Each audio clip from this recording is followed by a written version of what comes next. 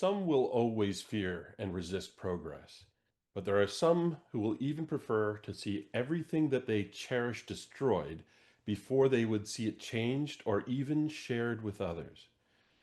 The elven nation of Kionin under Queen Talendia has been gradually shifting to a more open culture, which, particularly in Green Gold, welcomes other cultures and trade with all of Golarion. Yet as the party is learning, there are some elves who would prefer to remain in their old ways, closed off, sometimes xenophobic, and who perceive their traditions and their entitlements that they have enjoyed preserved for them alone at any cost.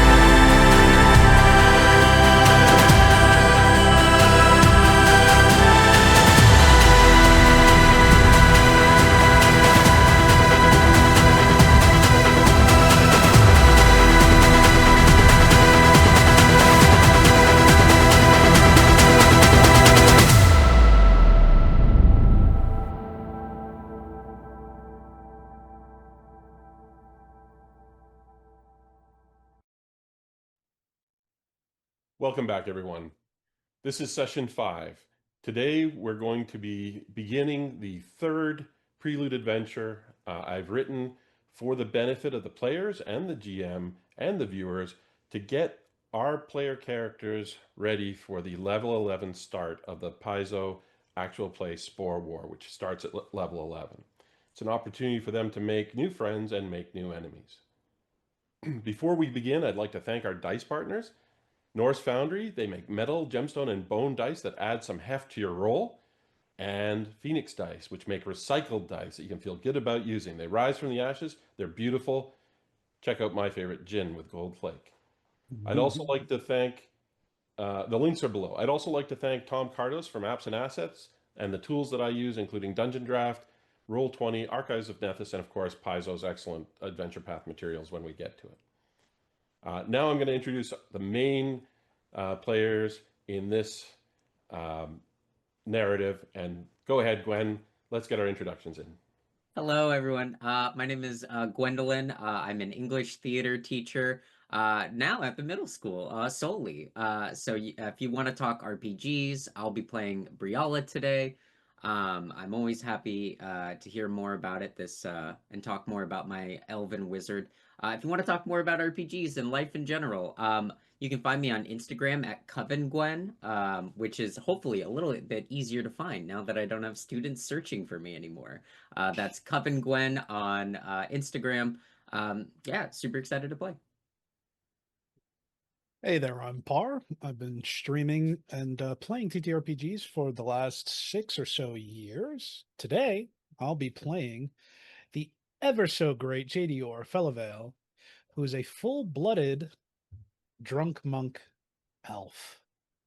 and he is empowered by the ever so mystical and mysterious, truly untapped potential that is alcohol miniatures. Hi, I'm Lex.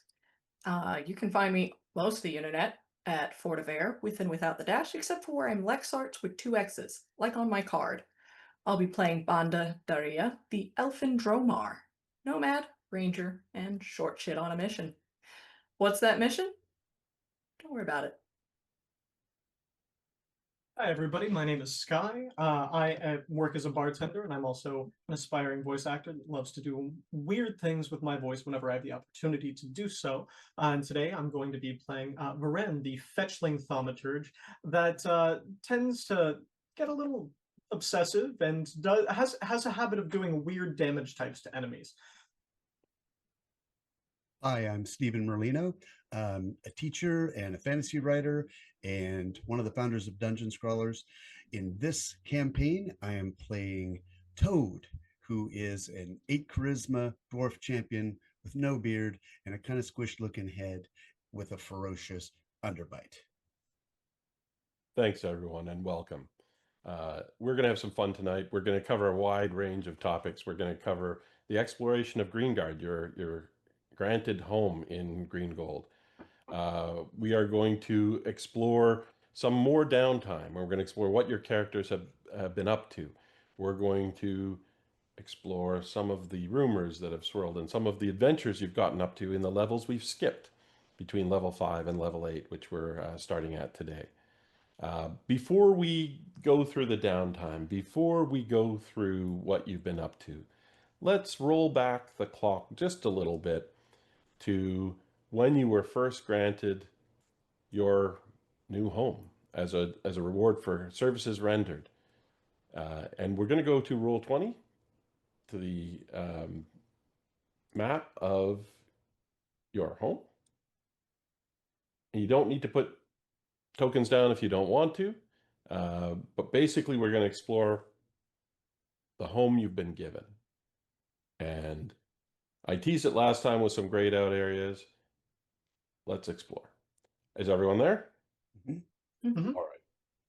So this is actually in the Noble District, or on the edge of it. It's got this lush backyard with a pond and a small waterfall as a stream or creek tumbles into the pond in the backyard. Some weeping willows and other lush trees. It's a beautiful setting for this structure. The structure itself is unusual for Green Gold in that it's mostly stone with very little woodwork. You don't know its origin, but as you come in, it is definitely well made. And the open areas as you come in include a beautiful fountain area that leads you into a central courtyard, and all of the rooms are then accessed off the central courtyard. Where should we explore first? Clockwise? I would say clockwise. That's All right. I think that's a good way to start. The first room you come across as you're exploring this area is self-explanatory. It's an important room, not a glamorous room. Oh, that's going to be my room. No, Toad, you can't live in the toilet. You also have servant quarters, but no servants, as you've chosen for now, and a fairly decent storeroom and kitchen. The storeroom's on one side, and the hearth and the kitchen are on the other. You have a dining hall, and it's furnished. This place is already furnished, Wow. and it's well furnished. Wonder who used to live here before us. Think they got kicked out for something? A Maybe valid they- question. Hope there's not a ghost or something that kills everybody who lives here. Oh, I hope so. I ain't afraid of no ghost. Ghosts aren't real, right? Oh, by the contrary, there are. There is 1, Horrible. 2, 3 luxurious bedrooms. Rip. Uh-oh. Doing some math. I've crunched the numbers, team. We have bad It's news fine. here. Do we? We also Oh, dear. have one magnificent study with a library empty of books. Oh. Oh, I know And where everyone's going.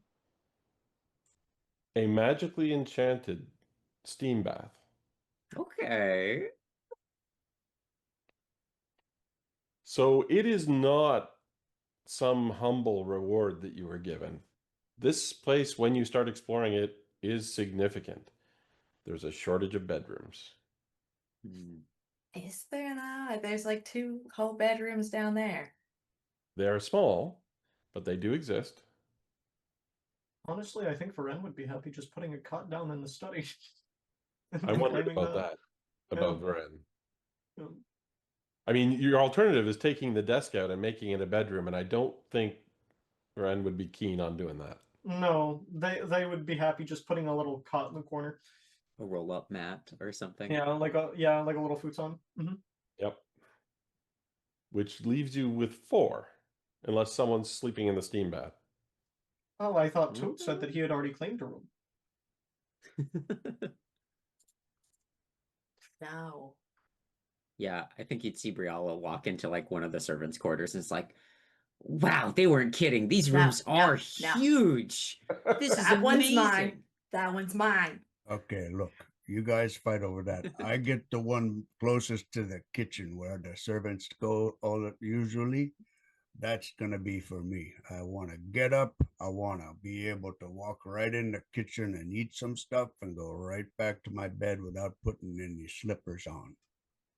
Well, if you really want to, we could probably take down one of the walls and put a door in there between that and the dining room. Oh, fine. That's fine. I don't need much. As long as I'm close to the kitchen, I'm gonna be just fine. The storeroom is on the left-hand side, and the kitchen is on the right-hand side. So they're not actually. Oh, I see. Yeah, but the storeroom does have food in it normally. Right now, it's a little bare, and the things that are there you would not trust. You don't have linens. You don't have plates or dishes.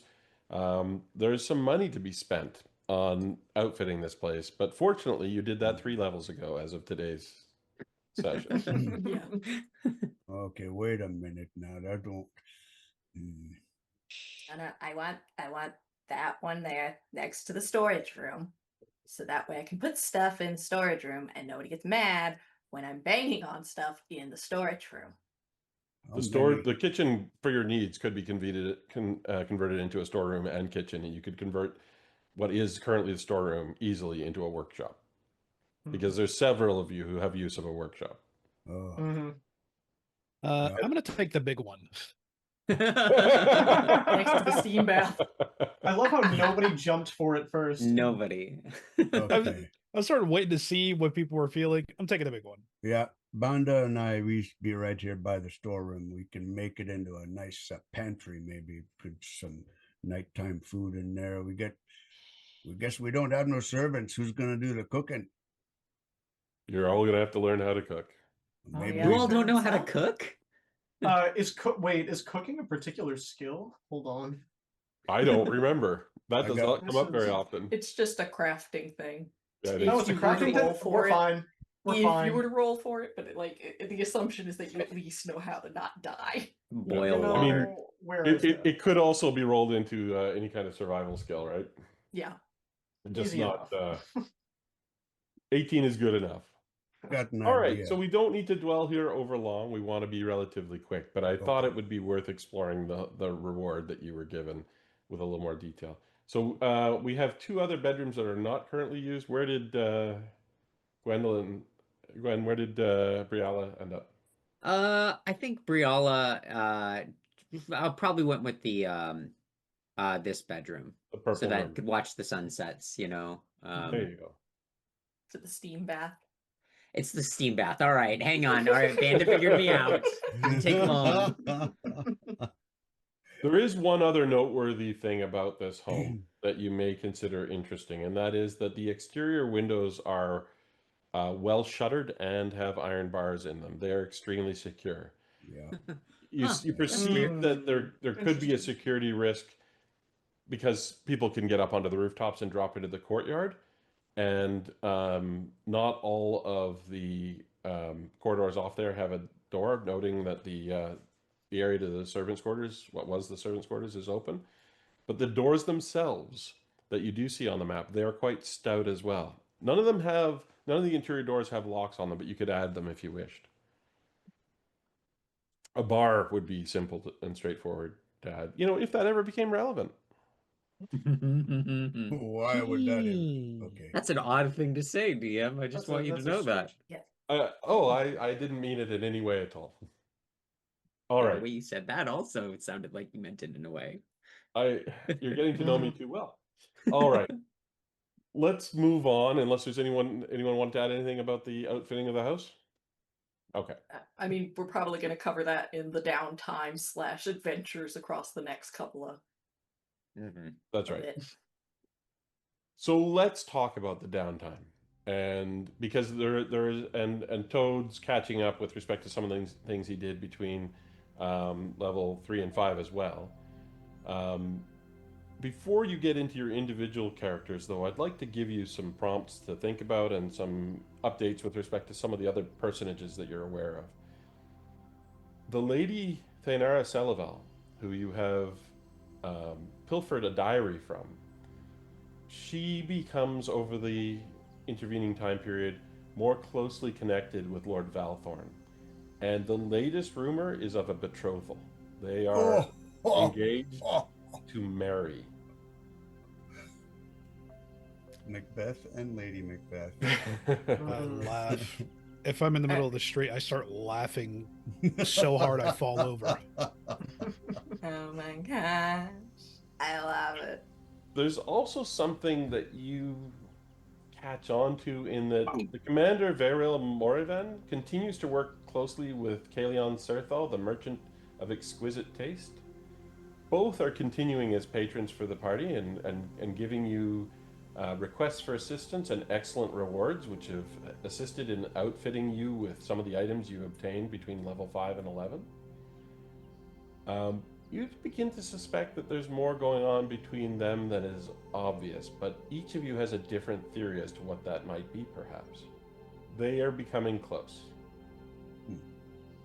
The Green Gold Gazette disappears for months, but then makes an occasional reappearance. This scandalous, provocative rag newsletter printed on exquisite paper with high-quality ink ends up being distributed every once in a while, just when feelings of tension begin to die down, just to ramp them up again with slanderous rumors. The difference is now your group is starting to be featured more often when it does appear. Have you decided what you're calling yourselves? I don't think we did. Green Guard. Green Guard, I do like. Yeah. I think the Green Guard is If fine. y'all like it.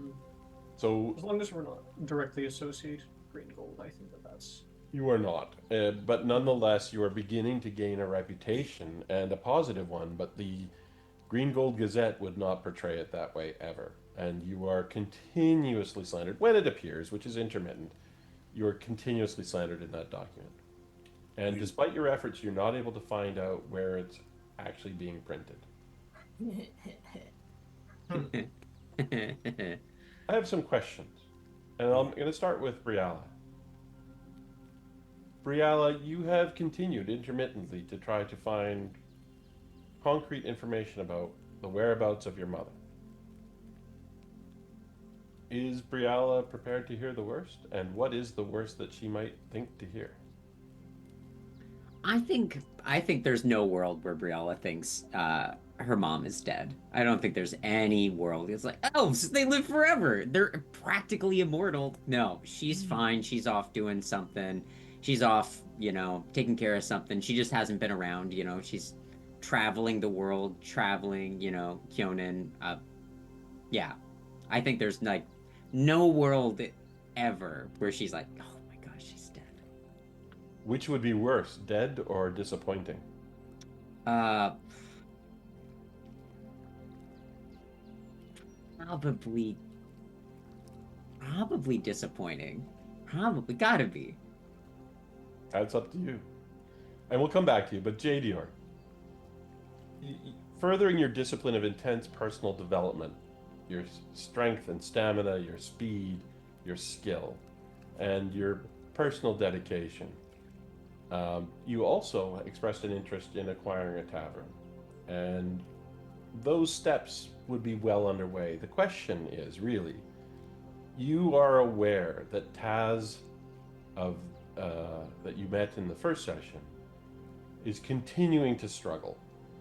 They survive, they make enough to get by, but they have no business sense. They have a passion for brewing, and they really want their tavern to become more. That's an option you could explore. There's also, as of when you were level 5, Tormigan actually abandoned Tormigan's tap, and it's left vacant. So you could either seek to become a partner with Taz, you could try to acquire or just occupy Tormigan's tap and see what happens, or you could go your own way or leave it for now. I think JDR's known Taz too long, and like the struggles have gone on for so long that he doesn't want to interlock businesses with Taz. Was fine helping, but if it is going to be his own thing, wants it to truly be his own thing. Mm-hmm. So I think does aim to take Tormigan's tap. Name some sort of crude drink after Tormigan. There you go. Yeah, but I think hates that he has to do it, but it's like, I guess now sort of in competition with that, since isn't Tormigan's like down the street? It is. It's quite nearby. So, I mean, there are ways to do it in a way that is not adversarial. You could, for example, create a pub crawl type environment where you, on a festival night, partner up with Taz's tankard and table and sort of reinforce each other. You could give him some business advice, which he desperately needs. You could make this work in a way that enhances both taverns, if that's the way you want to go. Independent, I mean. I like the feel pub like- crawl idea. Yeah, because That there is a fun are one. 3 doors between those 2 pubs, basically. I insist they either start or end at my tavern. Yes. So I'll leave that with you. You need to come up with a pub name, and you need to dedicate a small amount of your player wealth to getting that going. But certainly by the time the AP starts, I think that's a perfectly reasonable accomplishment, even at level 8. So think about that. We'll come back to you. Toad, I would think that in the environment where this new home is located, your connection with Ketifis would be enhanced. But do you think it would be enhanced most by the beauty of and serenity of the home that you've been given, the integration and entanglements with the community that you're developing, or the close bonds of friendship and camaraderie that you're developing with the Green Guard? Probably the general connections with the community, especially with where he's training in the shrine, near the shrine to Ketifis. He's because he's never really, he has trouble being accepted in societies, various kinds of societies, and he doesn't have a beard, so the dwarves kind of think of him as a pariah. He's not an elf, so the elves are kind of like, you're also kind of weird looking. The elves, you at least I think of them as being real. They have a certain aesthetic, and he does not match that. So that's really making him feel the same acceptance that he felt from Ketifis when Ketifis came to him in a vision. And so that's definitely his. But by extension, the friendships he's making with the Green Guard, although not really linked so much to Kedifis, he I guess what he thinks is that maybe he thinks that is a kind of byproduct of Kedifis's acceptance and the church or the other followers of Kedifis, their acceptance. So yeah, it's those connections that are making him feel more valued and like part of something. Well, and it's real. The reputation you would be developing in Green Gold by a level 11 or level 8, and especially by level 11 when we get into the adventure path, even though you have an appearance that can be off-putting for those who have not met you, you have a distinctiveness that once you prove your character, your strength, and your capabilities, and your willingness to help the community, it's like, yeah, you're a toad, but you're their toad. You're Green Gold's toad. And that by the time we get through with this downtime, that's firmly established. You don't get any sorts of reactions of revulsion, except maybe from newcomers when you're walking the streets. You're getting smiles and the occasional, the baker's walking by and tosses you a loaf off their cart. That kind of thing starts to develop for each and every one of you as you really do some of the missions you're given are for money, but some of the things you undertake over the intervening time are for the benefit of your community, and people recognize that in Green Gold. It's not such a large city that goes unnoticed. And despite the Green Gold Gazette slandering you, people form their own impressions. And occasionally you do recognize a dwarven trader from Tagaret who comes through. They would not recognize you, and I don't know that you would approach them. But the trade networks are increasing. And so this is something that may eventually, you're not going by your true name, but there are connections there that you're at this point ignoring. Is that right? Yeah, doesn't want to risk being recognized. Yeah, there's enough in his past that he just wants to let it stay sleeping. And you and Banda roam quite extensively along with the others. Banda, the urge to wander, is it as strong when you have such strong connections with a community that you did not expect? Honestly, it's this weird thing. It's the weirdest thing. Because the more these bonds are built, and the more Banda looks around and sees the effect of it, he's pulled simultaneously in both directions of, I've done enough, I need to get out of here. And, well, this is nice. What happens if I stay? And sometimes you would leave and then ultimately find yourself coming back. Yeah. There's enough levels in there that you can do some of that roaming and find out that things kind of suck elsewhere. You don't have they this. suck everywhere, but Here you suffer with a community, both at large and in your little home. yeah. And I think that's ultimately what keeps bringing him back, is that never before did he have a home or a place, a group that he could go, you're my people. But I think the Green Guard is shaping up to be just that. And Varen,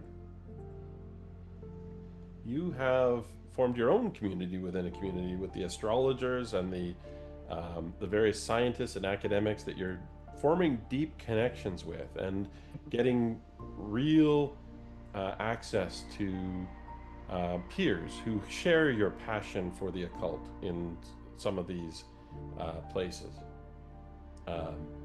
But there is something that happens that affects you directly, which is in the intervening years, Magistrate Ilrinwen Felidar does pass.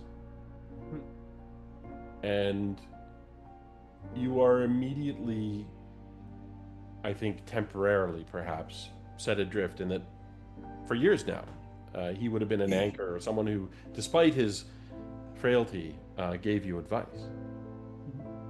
his sons are immediately interested in liquidating assets and selling the tower and making sure that you don't have any influence. But there is something that sets that back, which is in his will and testament, he leaves you his entire occult library. And you now have space to store it. How would that moment feel? I think that in the beginning, meeting the Magister and in the early years and everything like that, I think that it was almost like a purely transactional thing. To the point where Varen was just, it's like, okay, cool. He asks me to do something, I do something for him, and I get something out of it. But over the years, I think that there was a fondness that slowly grew. And as an individual that didn't really have a family or anything like that, growing up, I think that Varen protected what was left to them fiercely and respected the will, but any overstepping from the Magister's sons would have been met with fierce backlash from Varen, and they're probably not on very good terms with one another. No, the sons No. hate you, absolutely despise you, partly because you represent their failures as children to remain close to the father that they should have continued to respect and assist, leaving him to his own devices for the most part.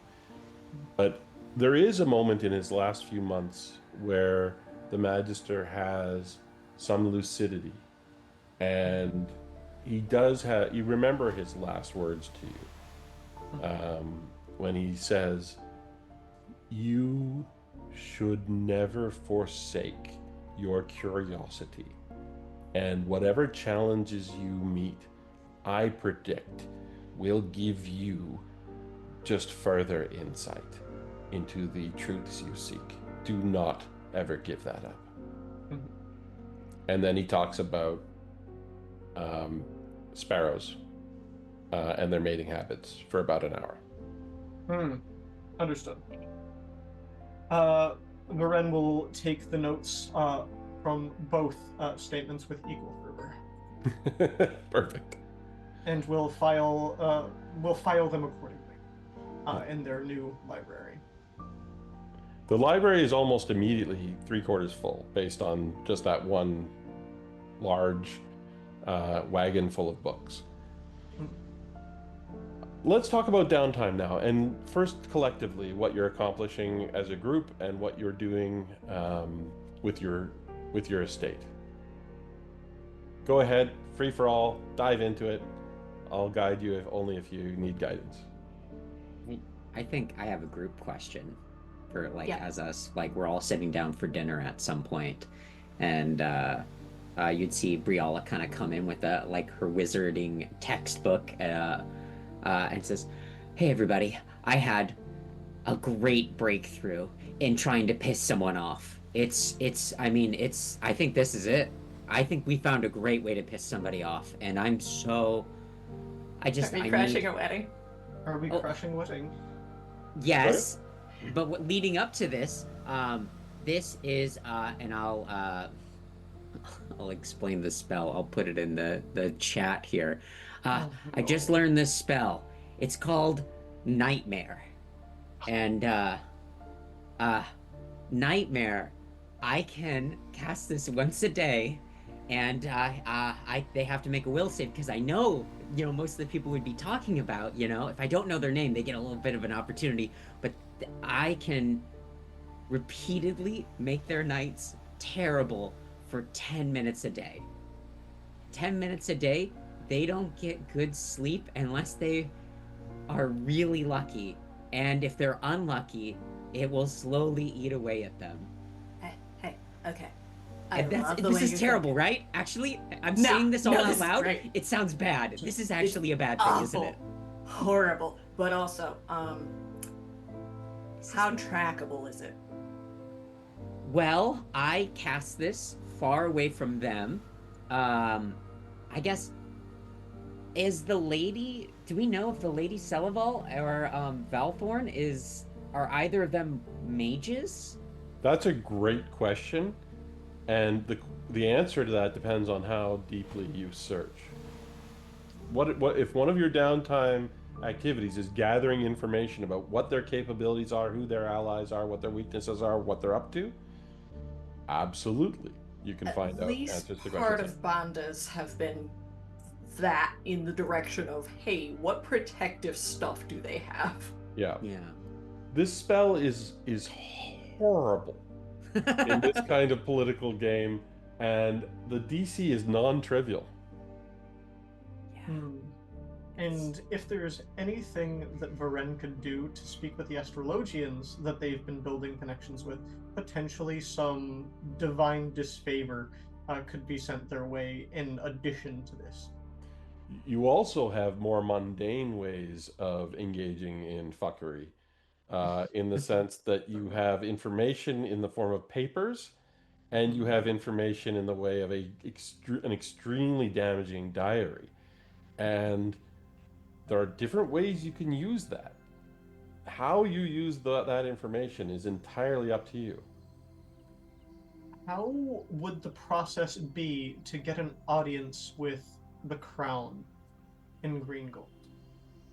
They don't live in Green Gold. The governance of Green Gold is a little bit complicated, but getting in front of Queen Telendia herself in the Keonan capital is, at this point, functionally impossible. Okay. Got an idea. I think we get our own printing press, and we create a gazetteer or whatever it's called, but with a definite reference to the one that's always dissing on us, pissing on us, and we make our own. Every time a gazetteer comes out, we release some juicy fact about what's her bucket, and she won't like doing that anymore. A printing press is 600 gold pieces. Oh, that's a lot. Is there a way to do it that's not so expensive? We need someone to Penmanship. invest in us. Penmanship. We hire a bunch of scribes. You know, the good scribes are the ones that can't read. All they do is copy letters. Then they would do it fast, and they wouldn't know what they're doing. We could call it the Golden Gossiper. Oh, right. Gold gossip. Like it. It's an excellent idea. The price tag is hefty. Maybe we can put something of our next job for Serthal towards it? I mean, it's a thought. I got an idea. We just take a piece of flat wood, we carve the piece of gossip on it, and we use it like a stamp on one piece of paper, each one. It's just a simple stamp. It's not very fancy, but, you know. Woodcuts are doable. Yeah, so we've got a couple of people with some decent crafting skills here. How complicated, given the couple of years that we have, would it be to make our own printing press? I could actually answer that. Oh. So out of wood, it would not be as terrible, but the best printing presses are made of metal, and we don't have metallurgy equipment. If this was a priority for you,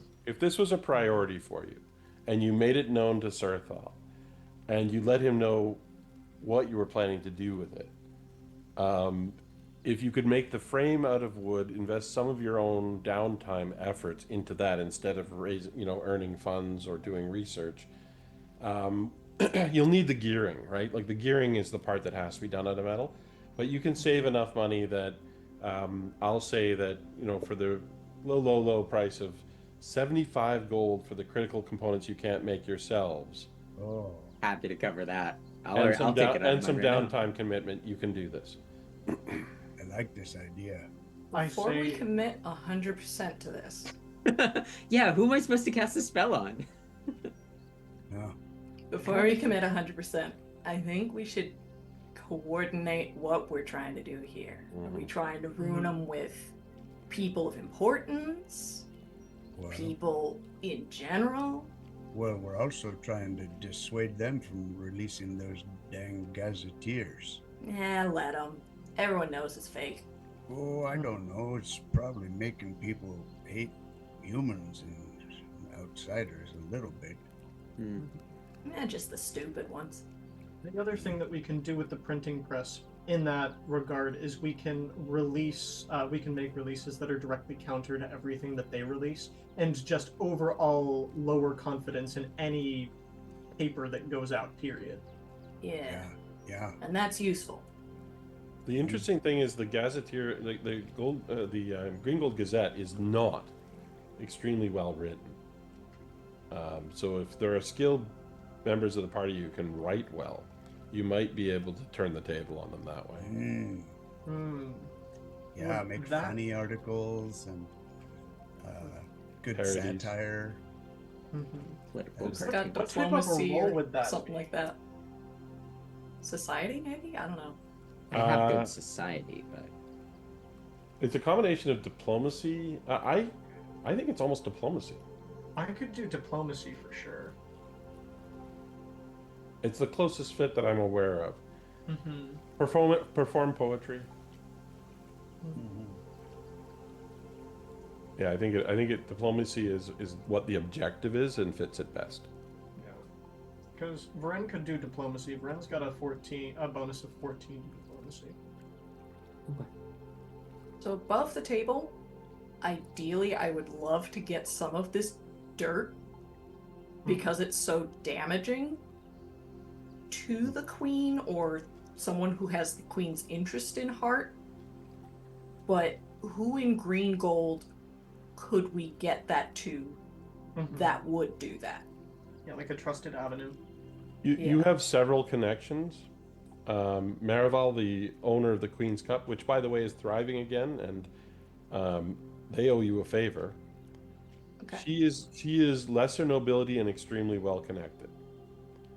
There is also, of course, the commander and the merchant are more than happy to lend you an ear when you need to bounce ideas off of locals who have influence.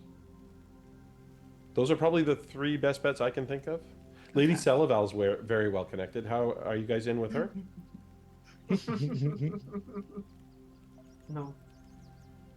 Valthorn has power and money. Perhaps he might So, help.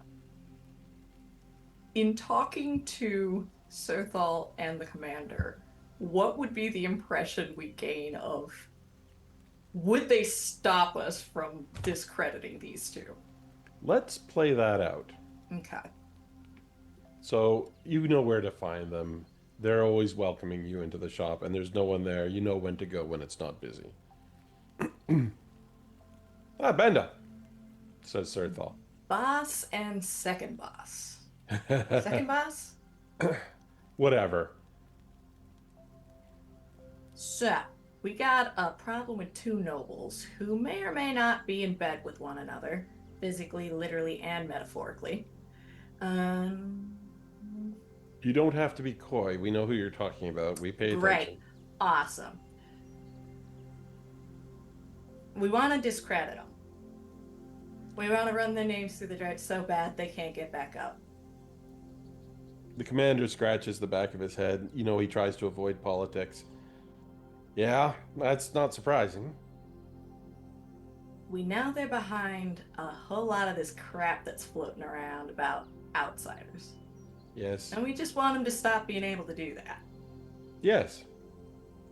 Also, they're into a lot of illegal stuff. Like, how do I make sure that people who can do something about that get to it? So, Serthal pauses for a moment, and you can see him weighing option in his mind, but he nods and says, "So, Banda, I'm trusting you on this. I've been watching both of them for some time, but it is Valthorn that I'm most worried about. He keeps some very troubling company. Has pretty deep pockets. He doesn't. He pretends to. But the people he's hiring don't know that. That is correct. Valthorn is Oh, working people he's hiring with, don't know that. right? Valthorn is at the edge of his resources because he's ambitious. He's buying land. He's hiring people to extort land. He doesn't have a lot extra. He pretends he does. But he's up to something, and I've been trying for a long time to figure out exactly what. So, what do I tell you? Well, there's Don't be stupid. Baron Catastral and Baron Shinkern are two of his closest allies, and I think they may be funding him, even though they're of lesser station. Look into them. You might learn something. Thanks. But the answer to your question is, what happens if we report Valthorn to the guards? Oh, not the guards here. They Right? won't do shit. Or they'll get killed trying. Yeah. No, what we want to do. We got information that's slightly treasonous, is where we're at. We want to know how to make it clear whose information it is. There is no one in the nobility who you will be able to access, or that I will be able to access, who will have the power to really damage Valthorn, unless you already inflict damage on him publicly. What we really need are a brave group of adventurers who are willing to take political, social, and combat risks. If I find some folk like that, I'll let you know. Please do. In the meantime, I'm gonna go see about a couple of barons and what they're up to. Thanks, boss. Thank you. Do something. Oh, we'll definitely do something, and we'll try not to be as loud about it as that whole tap debacle. Here's a clue. You can be as loud as you want if no one is willing to come to their defense because you've already ruined their reputation. Oh, no, I mean, that part we're gonna be very loud. We have plans, but the setup. Mm-hmm.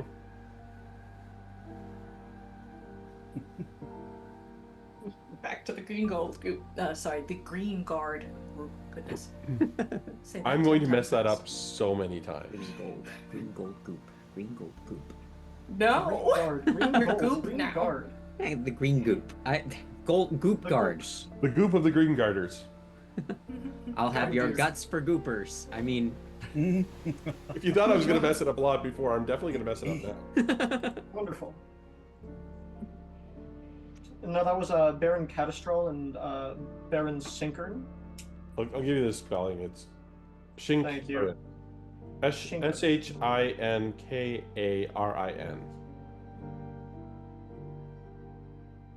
Shinkern. Okay, That's right. noted. Gotcha. You've heard of them. They have small estates in town. So somebody else is potentially pulling the strings, which is fair. Or feeding coin, anyways, to the Enterprise. Hmm. Supporting Valthorn is what the sense you got. What is? Go ahead. Sorry. What is the academic perspective on these two nobles? Out of curiosity, have they impeded research? Have they caused any problem in that space, or is there just a general opinion of for or against? Okay. You do not have to make a roll to learn that the two barons are known to any occult researchers, and maybe why you've heard of them. Catastral definitely takes an interest in the occult. Shinkrin even more so. Would Varen's reputation within the occult community be of a level where these two barons would have taken an interest in them? At this point, or no? Are we not there yet? You don't know for sure. You know that they recruit and consult with academics about matters of the occult. You know that they don't interfere with the observatory or the library. They make use of them, but they're not exactly there themselves. They rather summon those researchers and academics that they trust to their estate. So you don't know whether they're aware of you, is the answer. Got it. There's the possibility of, and Varen is going to bring this idea up to the group as well. There is the possibility with these two barons that I can find a way to draw their attention and have them call me into their manors for advisement, and I can see what I can find while there. Seems like a good plan. You know, sorry, oh, wrong character. You just got a big library. Maybe you could, offer to trade some books, you know. Maybe they got a book you like, and you heard they do the occult thing also, and maybe you could say, hey, come see my library. Maybe we can trade books or something. Well, I wouldn't let them in our place. I could No, definitely maybe look not. through.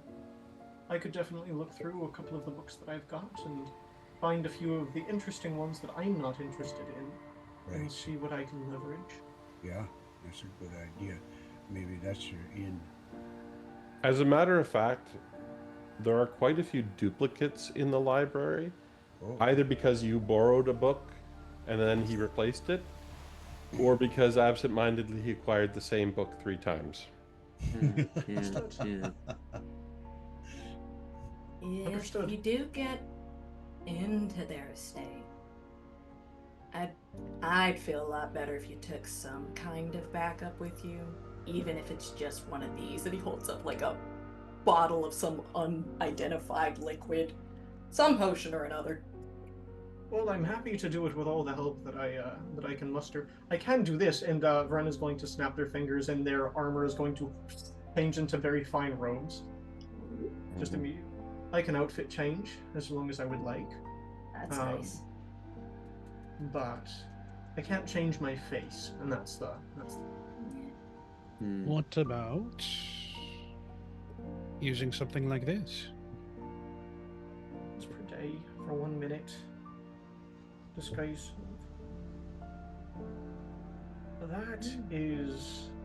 That works. I know that my my clothing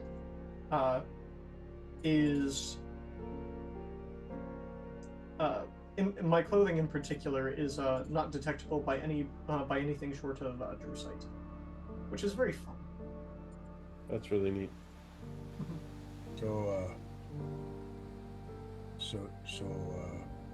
You got the disguise okay? You're fine with that? You don't need We can any- do that. What? I would like to have a little bit of insurance. The thing Just is, in you're case. more likely to get into an arrangement based on who you actually are and your own reputation than as someone who your disguise does. Exactly. The disguise would probably be to, Make you if look I get nice. made, then disguise to make me look nice, but also any disguise self would be if things go sour, then to get out. Yeah. I need to modify that on Roll20 so that's not repeating twice. We could do that though. Absolutely. I'm thinking. Yeah. I think Varen could do this. Absolutely take a couple of the duplicates and just Before you do that, let's do any of the downtime gather information rolls that may inform your choices about what you actually do once we launch into activity. absolutely. And whether there's a few months of nightmares Oh yeah, there definitely is. I've been looking very hard to see if she or him could ever find out. And the answer seems to be no so far. But I'll get a nice little spot of I'm- lead. I'm sure there's a way, but I'm not sure there's a way that's within their capabilities. So I think So let's let this happen because first of all, it's hilarious, and second of Yeah. all, I think you're right. I don't think there's a thing they can do about it other than Yeah. retaliate if they figure it out. Can Yeah, you they're control 14th the or content of 15th the level. nightmares? I believe so, yes. So that could give you away. You gotta be careful with that. What could? Sorry? If the content of the nightmares was too on the nose, it could give Right. away who's sending it. Yeah, yeah. But if it was Yeah. always nightmares about the other of them, That's what I was planning on. I was Yeah. like, it's always Valthorn plotting Celavol's fall, and it's Yes, vice yes. versa, and they Or even just nightmares about her diary and what it's up to and whose hands it in, like those social anxiety nightmares. You could mix it up a little bit.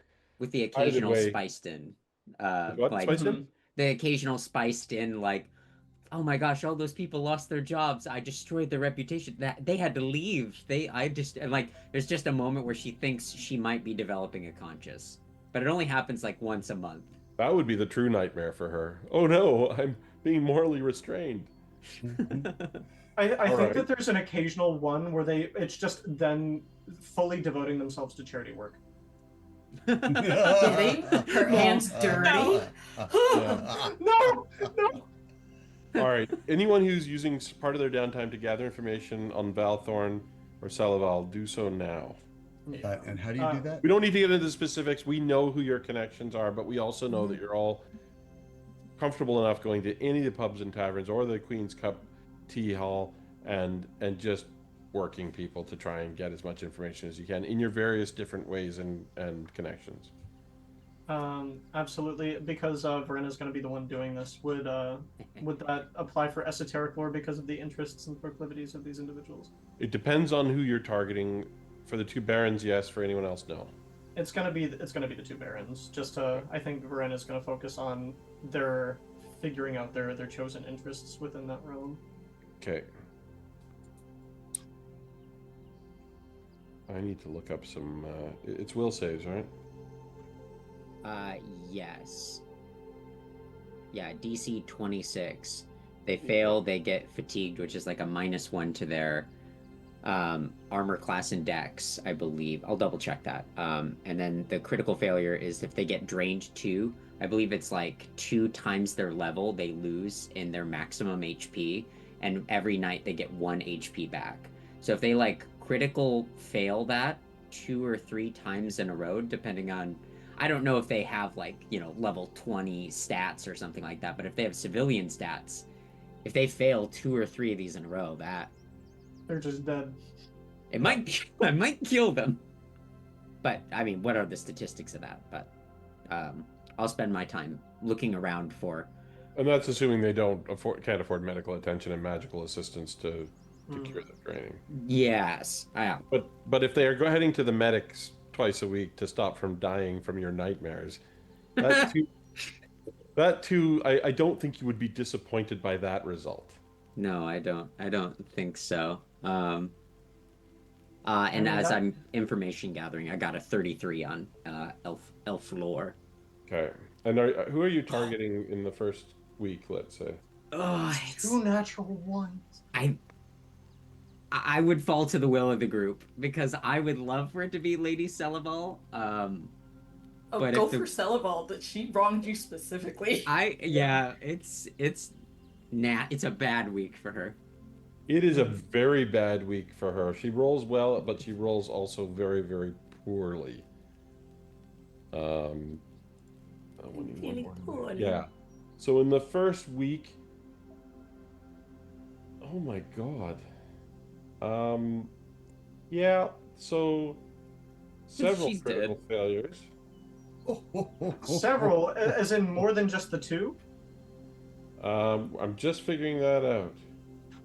So what she needs A critical success is a 36 or higher.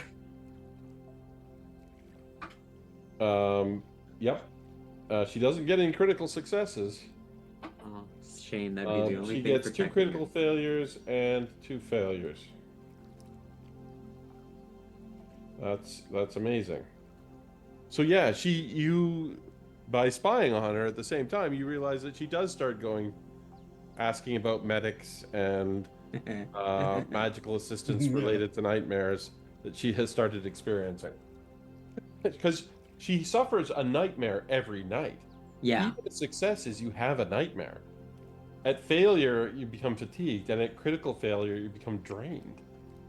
Oh, you know what? Oh no. You know what I just thought of? I just my brain might be wrong in this. Mhm. Do elves sleep? Like, do they trance? And are they affected by the nightmare spell? They are affected by the nightmare spell. Great. I thought they were, but I was like, on the off chance I'm wrong here. Yeah, no. So 1 week in, and she's already not happy. Joy, just a joy.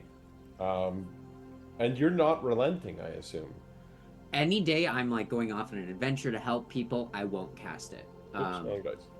But for every time they if I'm going off on an adventure, so it's not every night, but it's like, you know, probably 2 or 3 nights in a row. There's 1 day break, back to it, you know, another 4 days.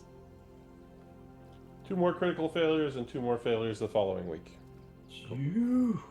She is. It carries miserable. on much like that.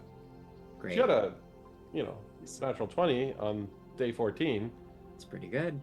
but Week 3 is going to be fine. that's her first time not having a nightmare in 2 weeks. I'll do 1 more just for completeness. Oh, Oh, she's figuring it out. Okay, good. okay. Oh yeah, okay. 1 critical failure and 1 failure the following. I mean, yeah. And there are years. years. Yeah. A critical success means that they're immune for 1 week. At the Oh, very does it? least. So, yeah. Yes, it does. Okay, all right.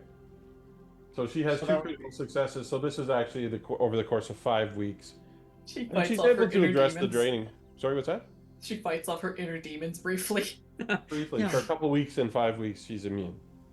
Perfect. And when I realize she's immune, right to the husband, because they don't talk. Yeah, okay. So there are 2 weeks where you can target him. We don't have to go through every roll, as delightful as it No, is no, to see. you do not. You don't hear about him exploring any areas of concern. There's no rumor that he's similarly suffering from nightmares. Perfect. Hmm. Well, You- let's see you how he learned feels something. about that after 2 years. Well, do you just get access to the spell at level 8? I do. Good. Yes. Oh, it might be 7. I'll double check that and I'll let you know. Either way, it's just a couple of months that you're able to do this before we launch into the action. Okay, I missed those gather information rolls. Sorry, I was think- still deciding what to roll. Yeah. Level 7, Before somebody rolled elf lore Mhm. and Varen esoteric lore. You know what? I'm gonna go with society, even though I'm bad at it. So I'm just trying to figure out where the money comes from. Oh, where did that go?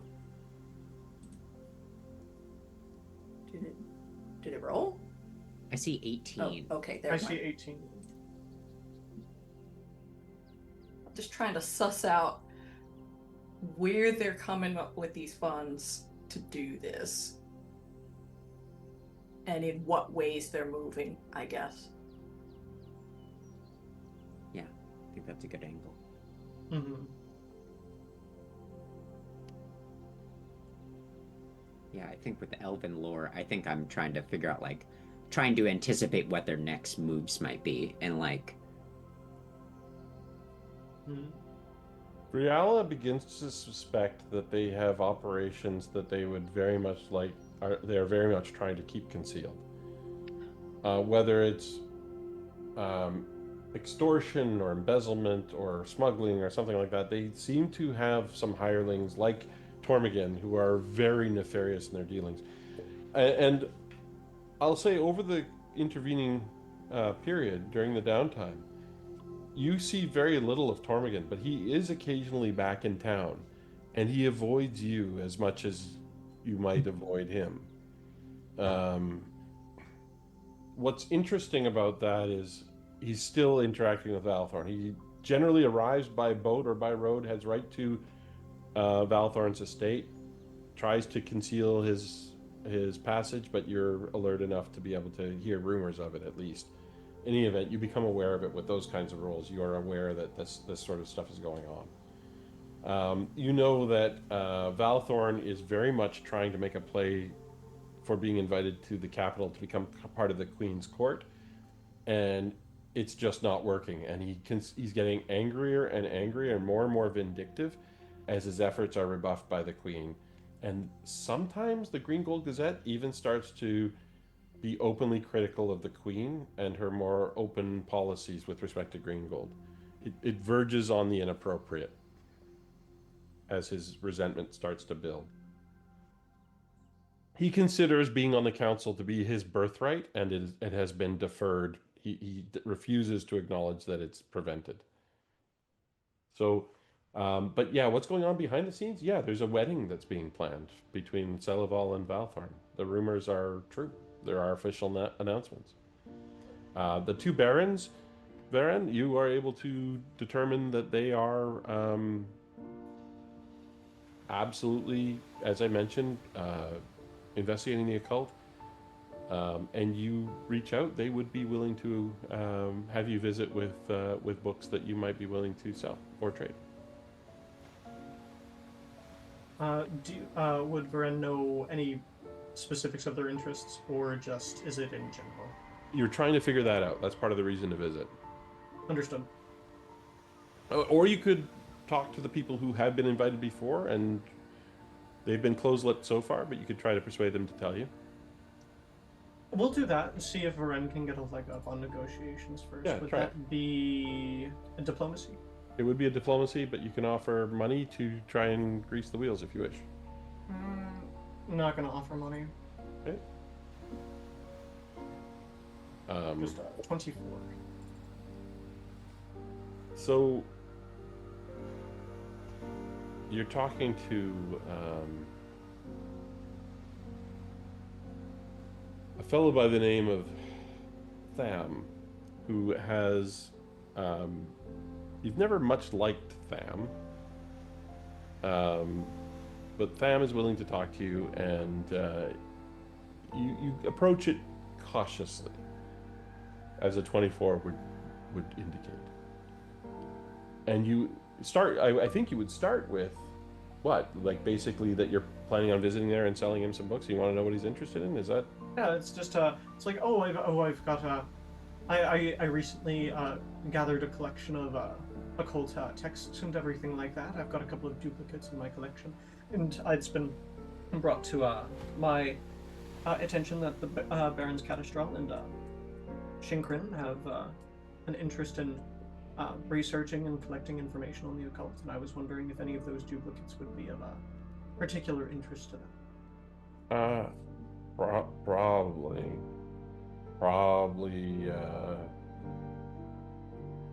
Well, Shinkrin, pretty much anything. He just seems to like to fill his shelves. But Catastral, he's into, right now anyways, he's studying a lot about fiends. Interesting.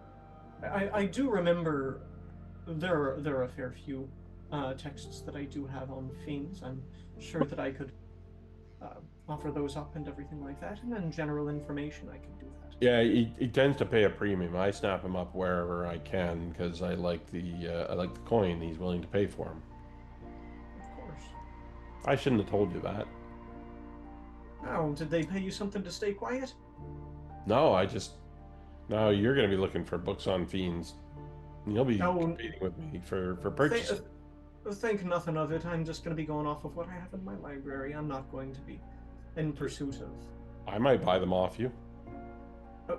Do you have the ability to pay me more than Catastral would pay you? Yeah. My friend, if you're looking to resell these books to the barons, why would you pay me more than they would pay you? I'm nice. Thank you for the information. Is gonna gently press a single gold coin into his hand. Thank you. Buy yourself something nice. Yeah, gold's gold. Gold's gold. And then Except when it's green gold.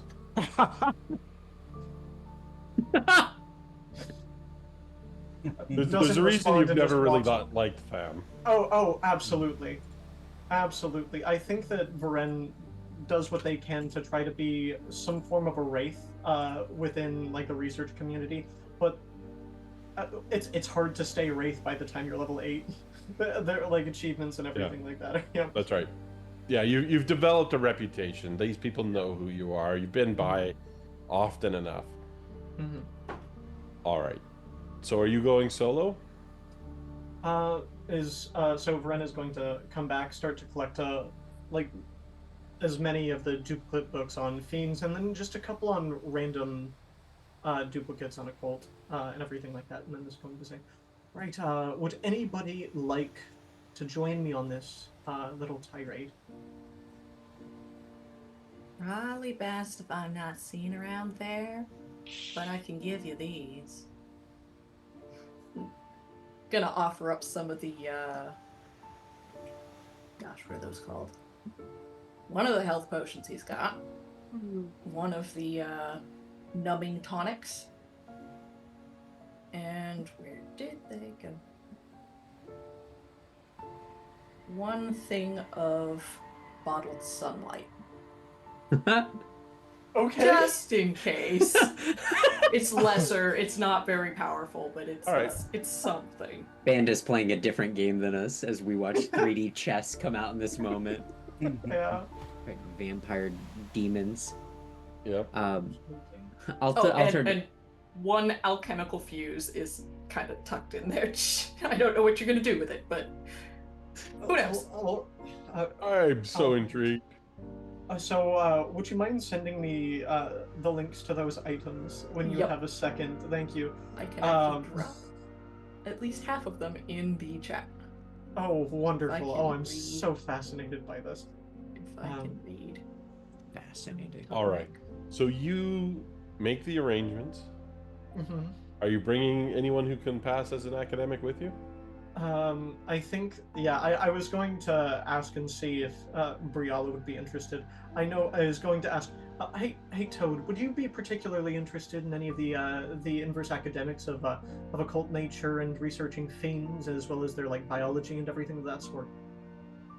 I think I heard you say fiends in there someplace. Yeah, I do want to know about fiends, because that's one of my most, hated enemies, enemy of Catifus. That's what I am saying about that. Are you capable of giving off the impression of an academic, or? No. Why didn't you ask me that the first place? I thought you were asking if I wanted to know about fiends a little bit, and I do. Well, Verena's going to go to one of the shelves, pick up one of the non-duplicate books on fiend, and is going to gently hand it over to Toad. This is about fiends, if you would be interested in looking that over. I've got the section, is going to, poke their head into the library. It's going to say, it's actually quite well organized, so see that shelf right there, that is entirely dedicated to fiends. Oh, how about that? What's this written in? I'm gonna turn it. He opens it up and looks at the pages. What kind of? There's a variety.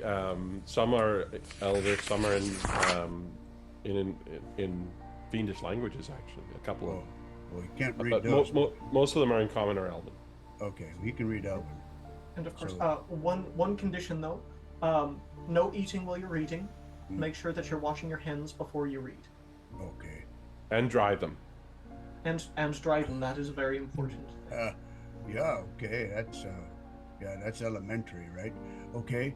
I like that. I'm gonna sit down and read this one. It's about the eating habits of the lesser spiny fiend. Well, It's okay. not very pleasant reading, honestly.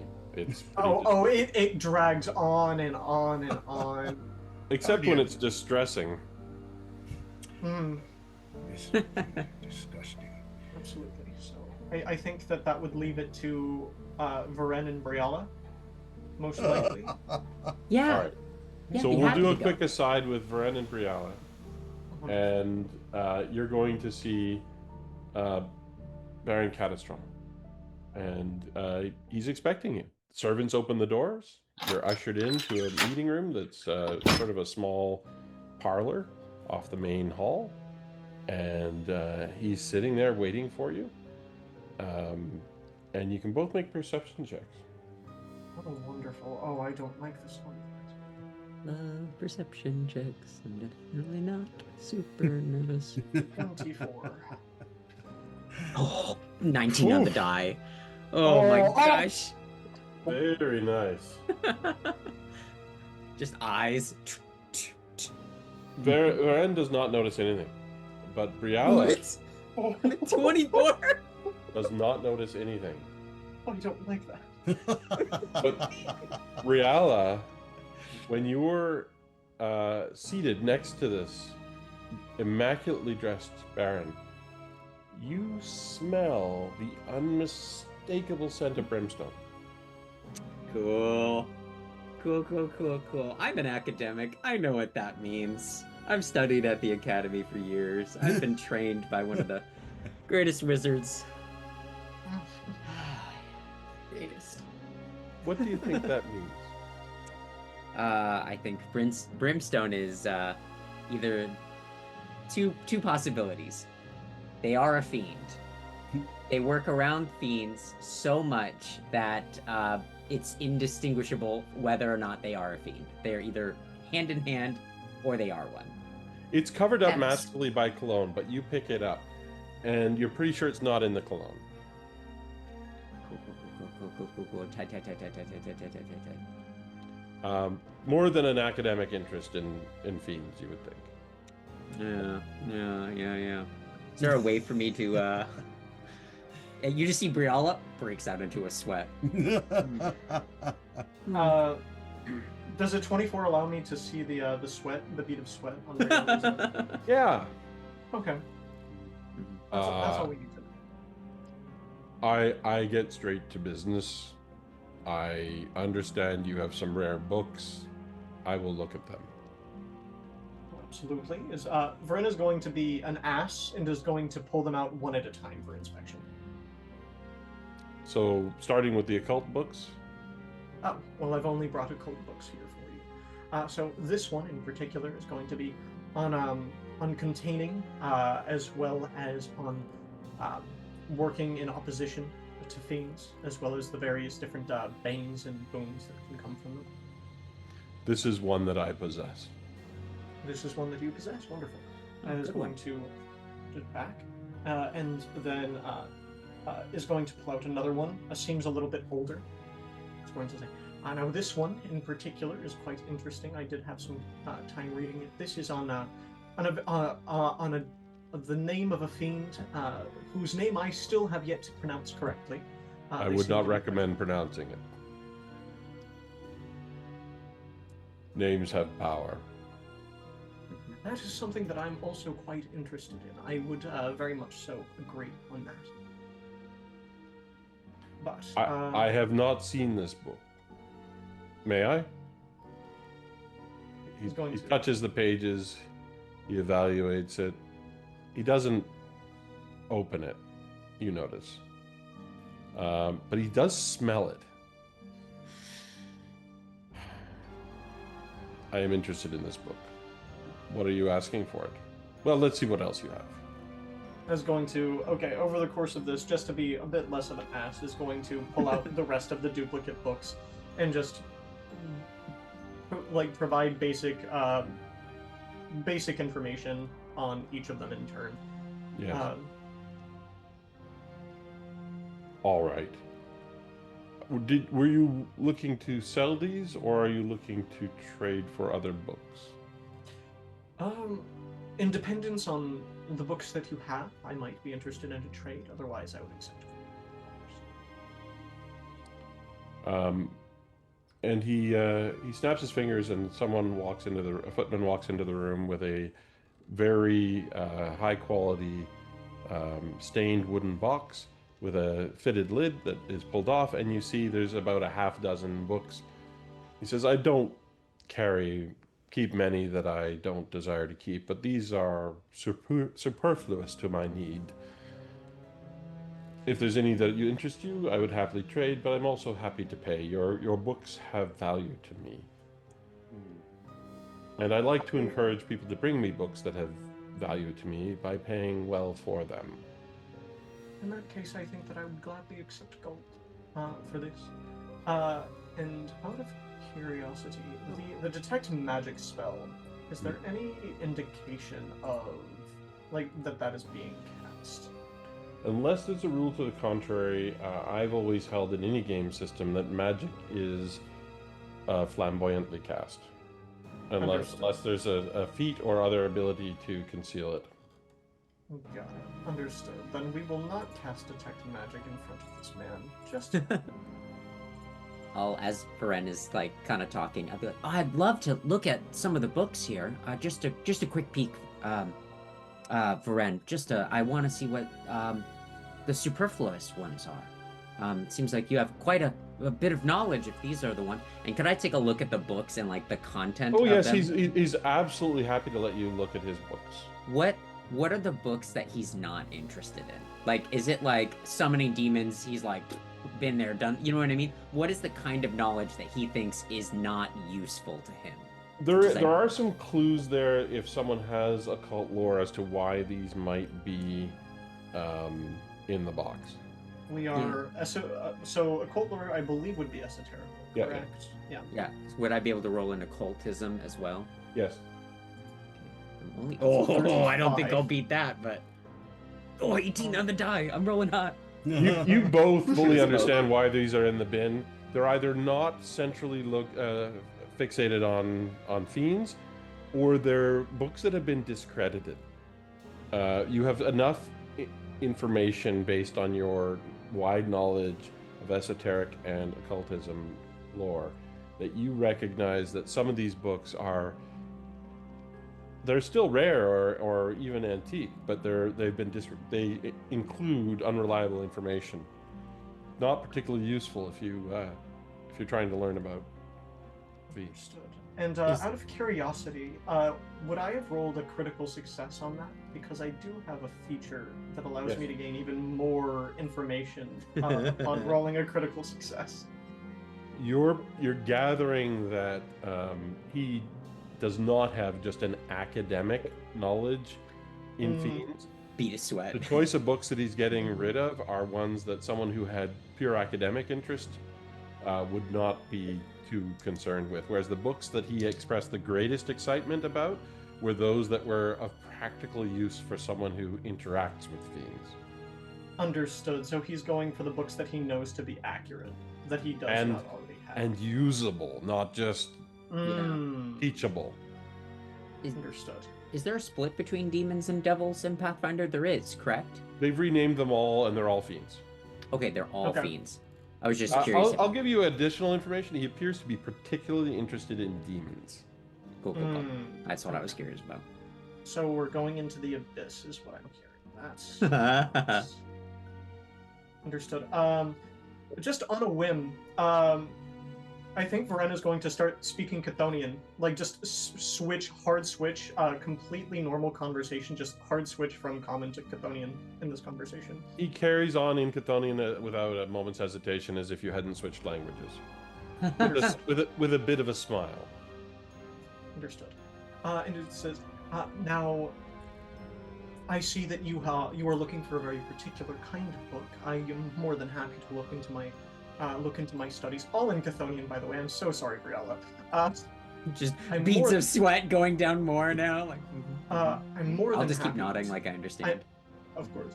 I am more than happy to take a look into my coffers and see if there are any books which I don't have duplicates for. Is there anything in particular that you're in search of? Well, you've shown that you have a sufficiently interesting library that I would be willing to pay you a visit if you'd like. Absolutely, I'm more than interested in arranging a time for you to visit my library. There isn't a Sure. word in Chthonian for splendid, so he switches back to common to say splendid. Of course. And is going to respond with back to common, splendid. How does sundown tomorrow evening work for you? I can interrupt my studies for that long, of course. And he asks where he can find your home. It's going to be at Green Guard Manor. Ah, yes. All right. Perfect. I'll see you tomorrow at sundown. Wonderful. Oh, and here you go. And he passes you a pouch with 100 gold in it. That 100 gold is going directly into the printing press fund. I figured as it. well as ink, paper, all of that. Yes, it covers that rather nicely. But that's an exorbitant sum. He's paying far more than the value of the books. Mm-hmm. Wonderful. And then if there is any moment when he is not watching us, Varen would like to attempt to cast Detect Magic. He is watching you. He seems to be extremely alert. Understood. We're not worried about that then. Okay. So the other thing that Varen is going to do on the way out is going to warn people and to say, hey, be nearby, but don't be here at sundown tomorrow. Yeah. At least don't be in the library or the atrium. You're sending us to our rooms. Yes, unfortunately. However, I would like for you to be nearby in the event that things go sour. Okay. All right. Excellent. Cool. Well, that went well. Walking out of there, just like scrabbling for Varen's hand as we like get further and further away. I'm like, Varen, I don't think that's just an academic wanting. Briella, do you think that we would be able to set up a proper demon's trap underneath a carpet within my library by tomorrow? Tomorrow?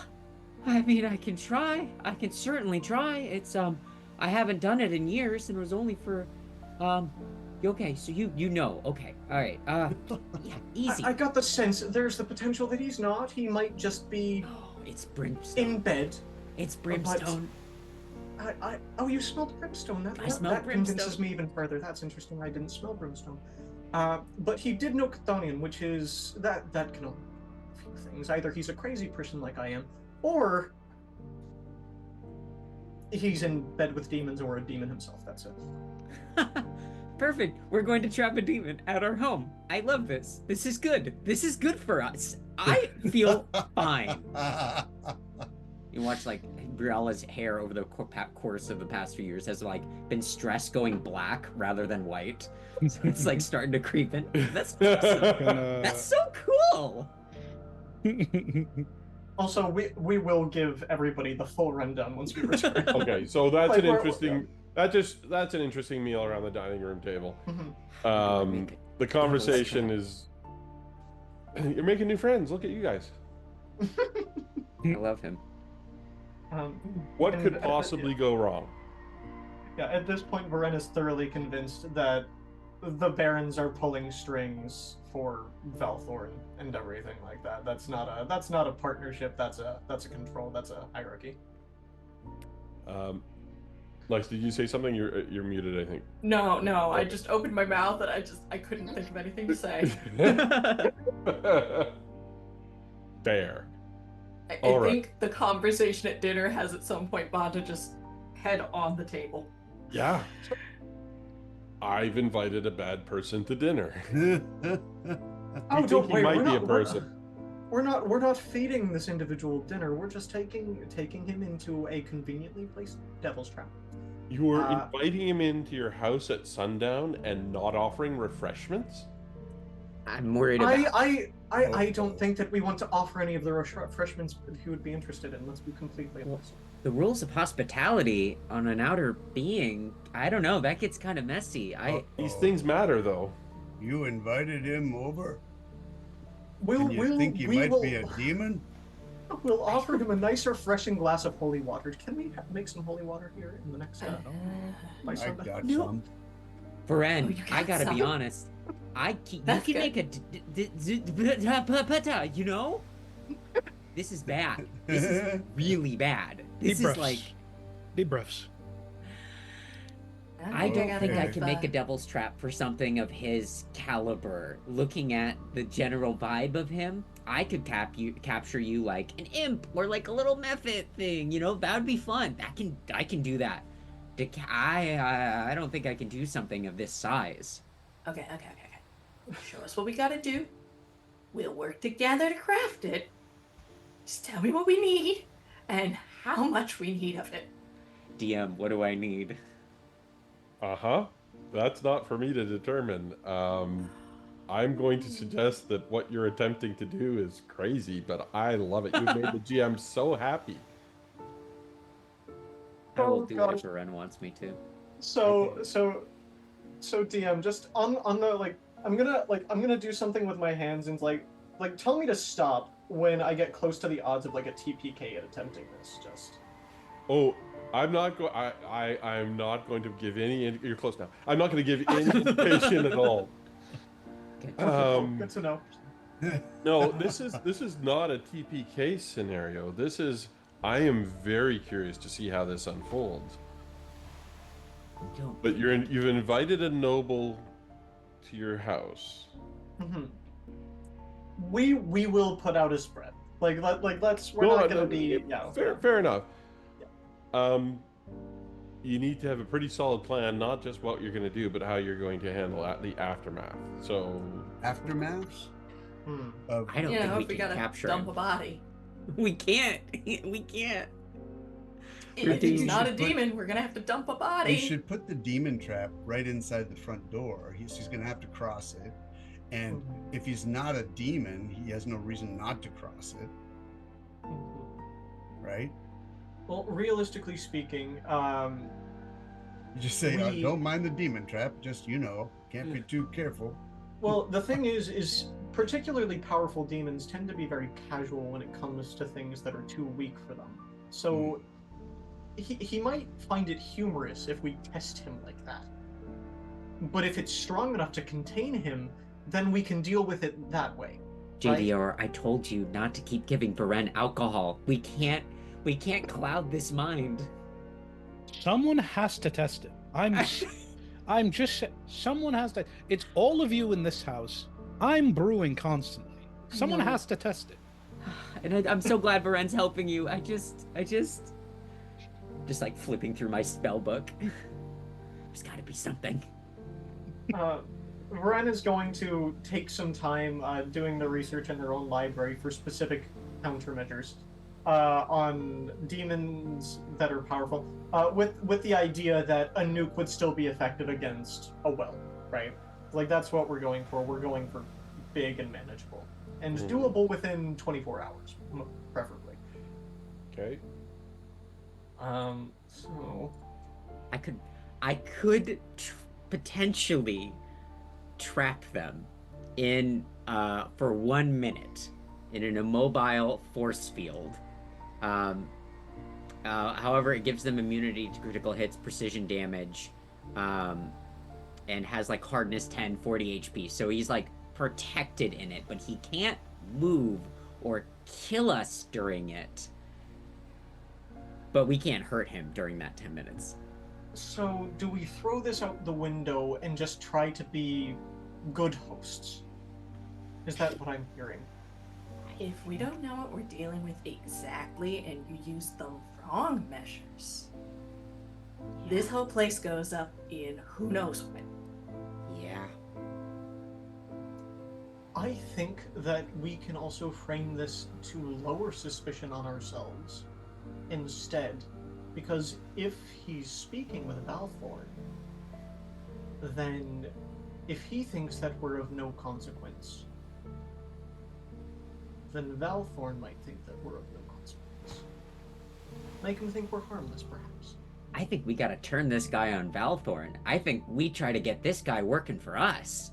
Are you No. saying make a deal? Because that's what No. it sounds like you're saying. I'm not saying we No. make a deal. I'm saying we barter an agreement. No. Shit, that sounds very similar. Who hasn't made a Let's- deal with a demon at some point? Plenty of folk, and my specialty is mostly undead at this stage. Okay. Varen is aware through his academic knowledge that one makes deals with devils preferentially of any fiends because they at least honor the deals. That's Demons fair. do not. So no deal making. We are accepting gold because that's immediate and he can't go back on that. Is what we're hearing. I can. We're That making is him a think bad we're idea. entirely harmless. You better be sure that whatever you're giving him, you know what? You know what you need to do for the next 24 hours? Clean up your library, make it look like you're harmless. Well, I just came across. Well, he knows that I have books. Oh and he's yeah, interested just in take that. the worst ones and put them somewhere else. That's true. Varen is going to take any of the books that are of particular interest to Varen, and that might be particularly damning and effective. So like we're striving for like. We're just collectors. Like- we're just academics who yeah, might probably, dabble. Yeah, can cause problems, but like we're avoiding the world-ending books if any of those exist within the library. We're hiding. There are none like that. Well, you know what? Let's find out. Oh no. There are no world-ending books in the collection. Okay. That's So we don't have to manipulate that. Another thing, we're casting detect magic on the coins that he paid.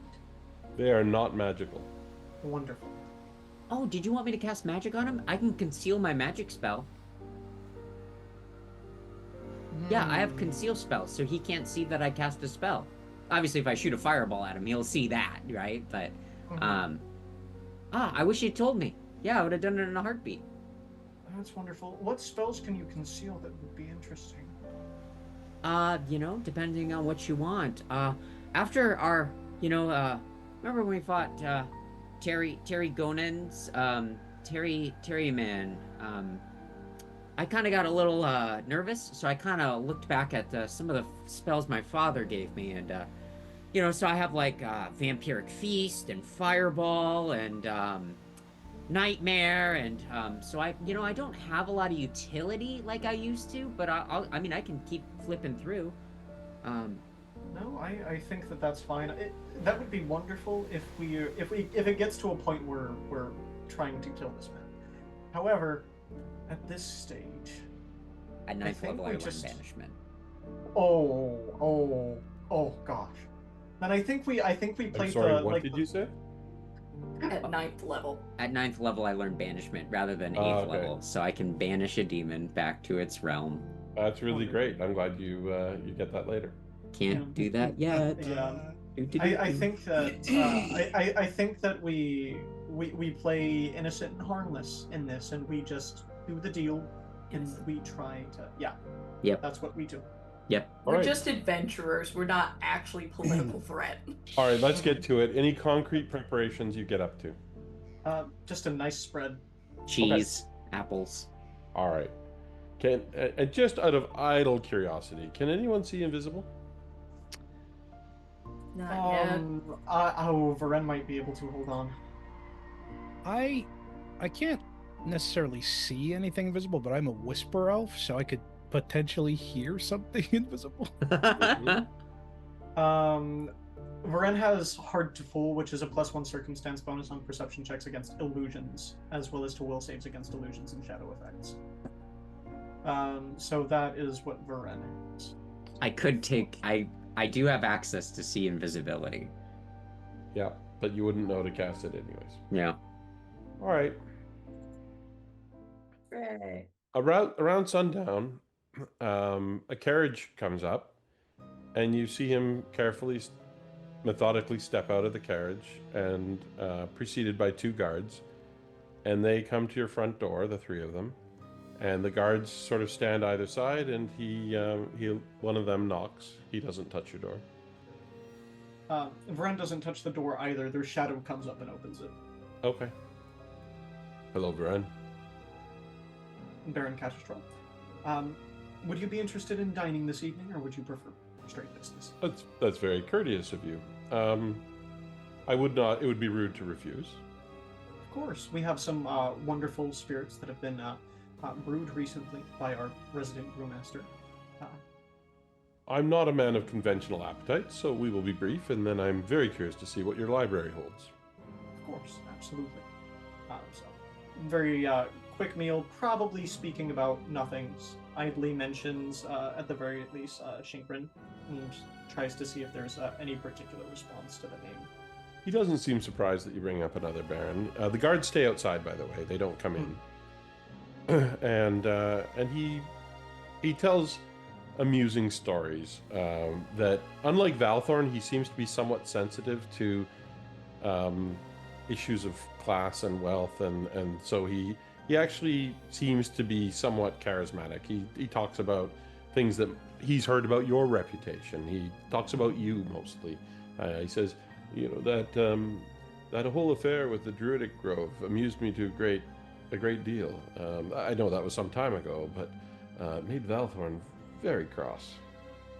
Yes, that was very, very unintentional, although I do admit that it was quite funny to hear that he was perturbed by that, at the very least. He really doesn't like you, JDR. I really don't like him. Yeah, fair.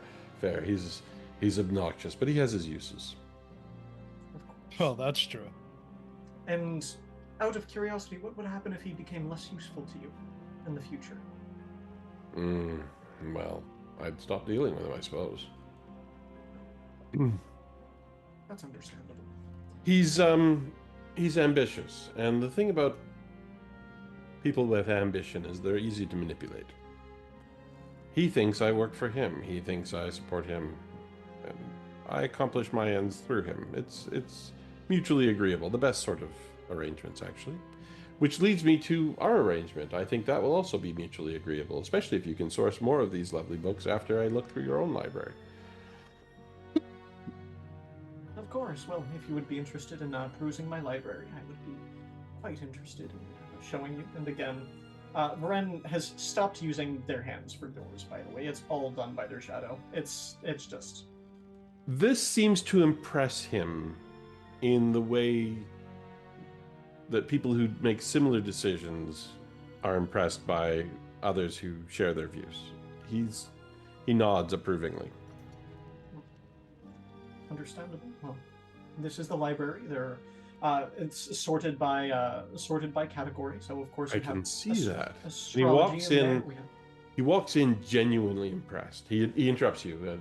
I'm not intentionally interrupting. He is. Of course. And he says, "This is a singular private library. Amazing. Very, very good." And he is immediately drawn to the. He's not shy. He doesn't pretend to look at other books. He goes immediately to the shelf about fiends, picks through them, says, "Yes. I mean, if you wanted to be rid of the whole shelf, I'd buy it. But I think these 3 books in particular, I would appreciate." What books is he interested in? What are those 3 books? They are on the practical research of specific demons. He's not looking for treatises on how to summon demons or, you know, what demons are like. His library's clearly already full of that kind of stuff. He's looking for treatises on specific demon lords or demon factions and specific named demons. Absolutely. Now I am quite surprised once again by your taste. You seem to be very interested in the demon lords, and unfortunately I do have to say that true names are not present in any of those books. Oh, of course not. I would not be interested in that. One needs to know one's enemies. Well, that I can completely understand that. And out of curiosity, is he telling the truth when he says that? How would you know? That would be either diplomacy or... Yeah, I think maybe diplomacy, perhaps, just to detect and see if he was lying, or if that would be perception. There is a rule for it. I need to refresh my memory on that. Sense motive is what you're looking for, yeah. Yes, sense motive is a single secret perception check. Okay. And opposed by? Opposed by the deception DC of the creature. Right. So 10 plus their bonus. Yep. I feel So like we it could are- almost be worse if he isn't lying. I know. That's what I'm concerned about. Yeah. That's going to be a 23. All right. I might use a hero point on You that do have a one. hero Hey. point this session. Yeah. Yay, use it. 29. Yeah. All right. Let's see what he's got going here. Banda, do they have a lot of chemistry? They seem to be getting along really well. Oh, it's also worth noting, again, the moment they stood up and started walking out alone, immediate switch over to Chthonian. Okay. And you become aware in this moment that he didn't care if you knew that he was lying. It was performative. He's clearly lying, and he didn't care if you figured it out. Understood. We've been speaking in Chthonian. That is very... So he's being tongue-in-cheek. Understood. He's not really. Uh, he deliberately lied. He tried Mhm. to get what, but he did not with any particular effort. Of course. Understood. So he doesn't care. Understood.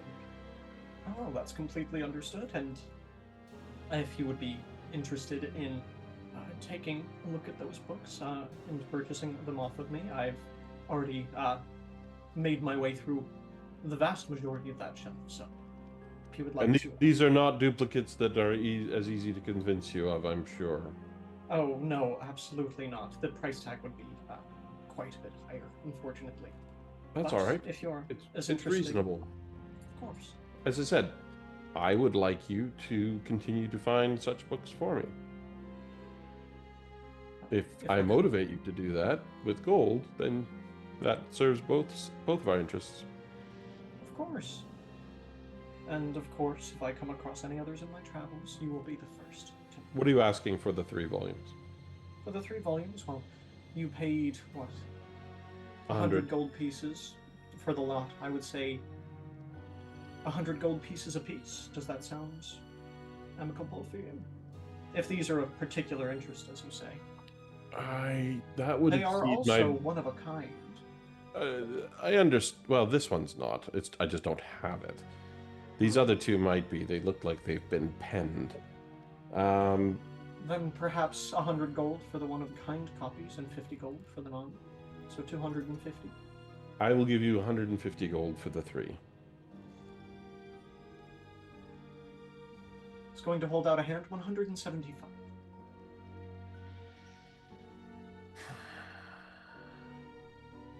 All right.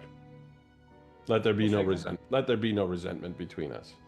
Oh, absolutely. And of course, that additional 25 gold pieces is going to put you on the first in line in the event that I find anything else, as well as make me particularly motivated to bring any more into my library. I'm so appreciative that we understand each other. Of course.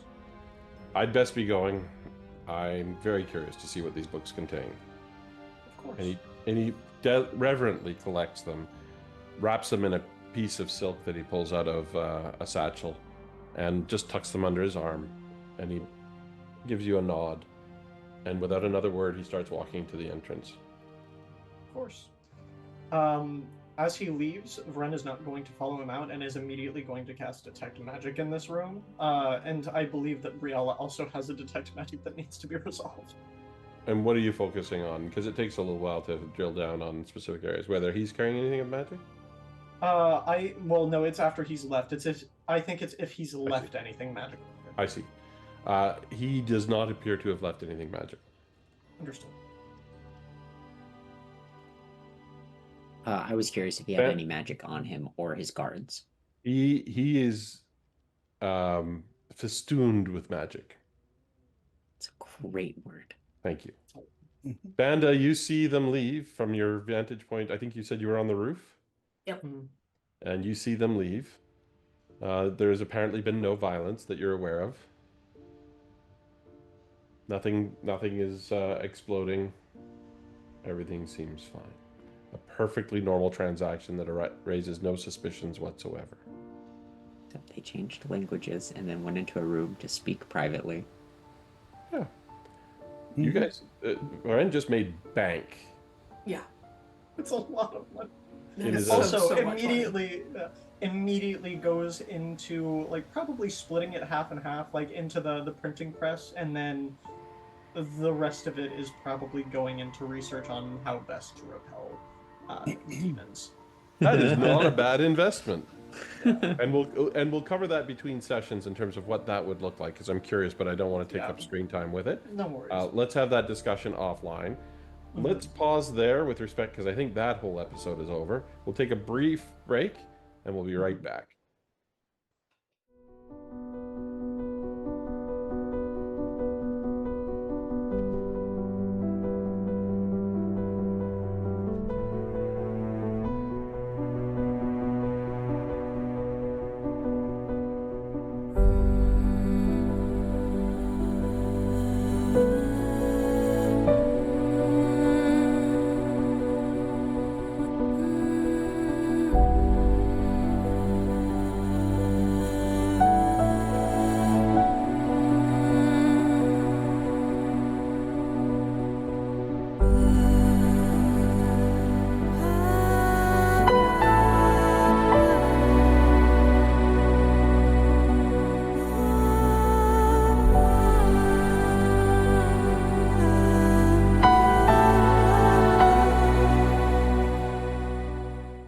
Welcome back, everyone.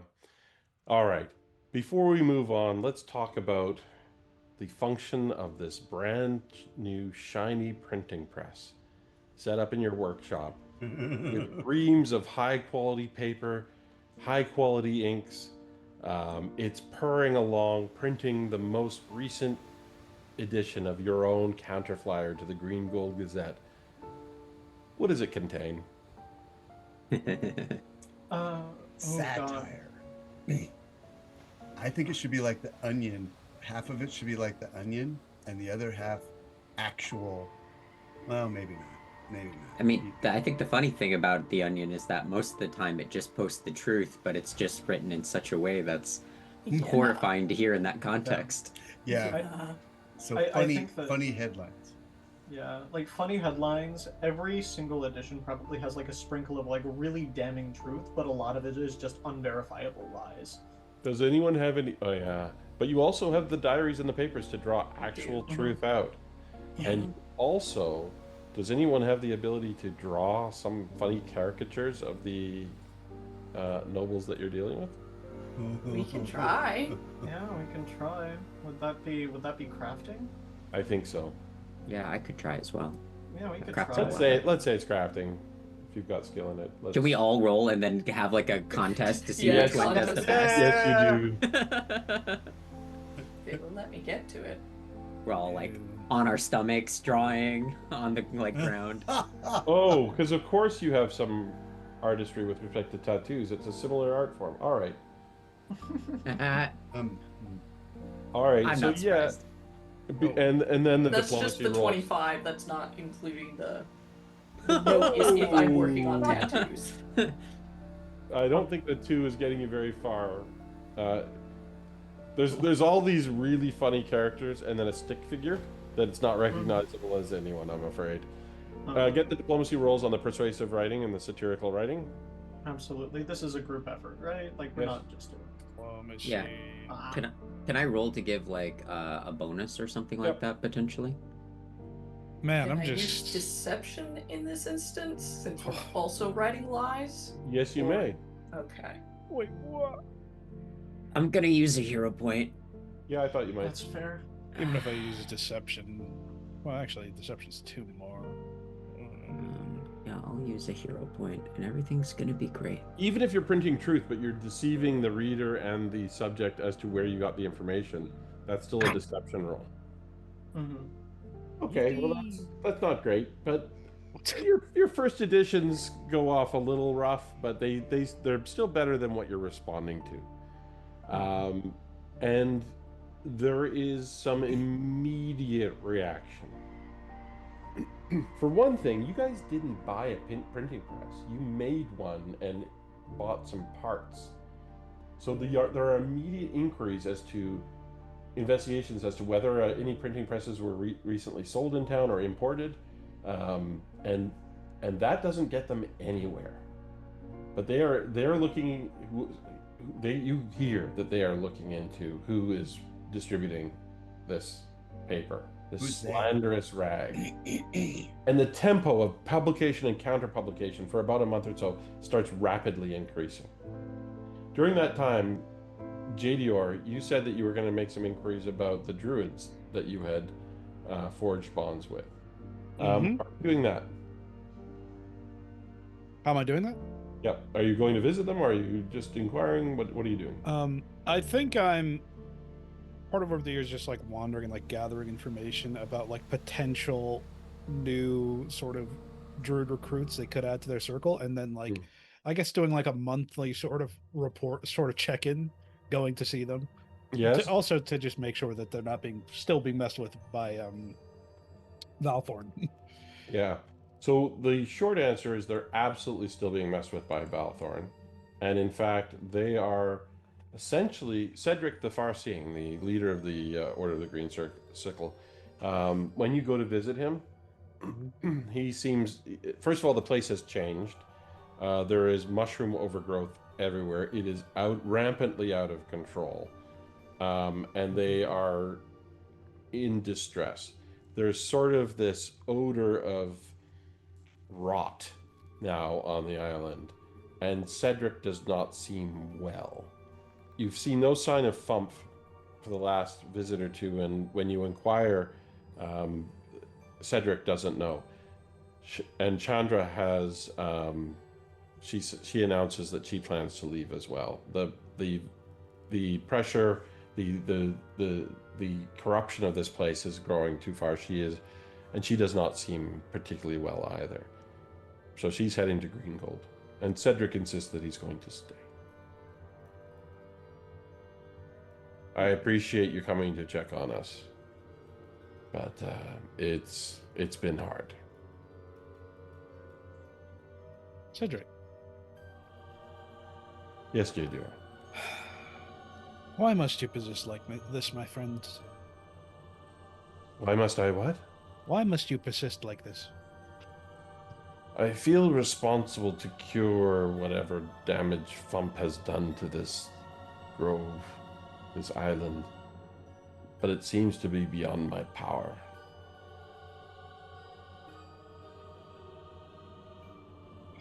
I struggle to think of how to aid you, but surely here, left alone, what plan do you have? I think I have an idea of a plan, and it is somewhat radical. I think if I set fire to the island, a cleansing fire and then rebirth is part of nature's plan, is it not? It is. Because I cannot deal with these mushrooms any longer. One of them is now towering 400 feet above the island, casting a shade. Can't we? Really buried the lead there, didn't you, Matt? God. JD was looking at this with a whole new eyes. You need to leave this place today. Right now. I have a home. Leave. You are welcome. I will help you burn this immediately. That cloud's been up in the sky for a long. You, Oh my god! Oh God. in whatever letters you sent, you have greatly undersold the happenings here. I acknowledge it's a bit of a problem. A bit. We could listen. I'll stay here until you want to burn it, and then we should leave, abscond from this place. I don't want to leave. I want to help it regrow again the way it was. Okay, but I mean, we can set it ablaze, burn it, and then you can you take a siesta and then come back later. Are you inviting me to come stay at your home? Yes. I will come for a visit then. Let's be about it. There is much I would like to salvage. And he wanders off. A giant weasel scampering after him. I will help you. Oh, excellent. Thank you. And he rounds up some meager possessions. And Chandra does the same. Yes, I help them. In fact, January didn't plan on staying, but does stay if it takes more than a single day. And it's just They don't have much. okay. Even their garden is overgrown with, as you see, mushrooms. There's very little that's salvageable here. It's been years since you came here and helped them the first time, and then destroyed their shrine. But no, not. I mean collectively. Sorry, Not involved. not involved. You were not involved at all. But yes, you set it ablaze, and you know that moment where you set fire to a firecracker and realize it's connected to a string of firecrackers that goes to the box of firecrackers, and things get worse than you probably don't. I'm probably the only one who's had an experience like that. But we do remember what happened the last time we set these things on fire. yes, these things are full of an extremely flammable fluid. It gets out of control fast, and you are beetling through the lake in a boat with all three of you. Chandra, you've never seen her move this fast, and she's got an oar in addition to the sail, and you make it out. But this 400-foot tall, 30-foot, maybe 60-foot across mushroom stalk immediately sets ablaze and burns through at the bottom before it's fully on fire, and it collapses into the lake. The whole lake starts steaming as burning mushroom mass falls into the water. And the island just blazes. And you can see the light of the blaze hours later as you're making your way back to Greengold. I think JDR is just remembering the whole scene and just like under his breath the whole way. It's just sort of like, and you wanted to stay there. You wanted to stay there.